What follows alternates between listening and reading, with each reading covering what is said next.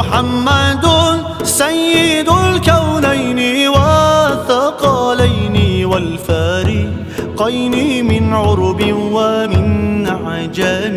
مولاي صل وسلم دائما أبدا على حبيبك خير الخلق كلهم. مولاي صل وسلم دائما أبدا على حبيبك خير الخلق كلهم. هو الحبيب الذي ترجى شفاعته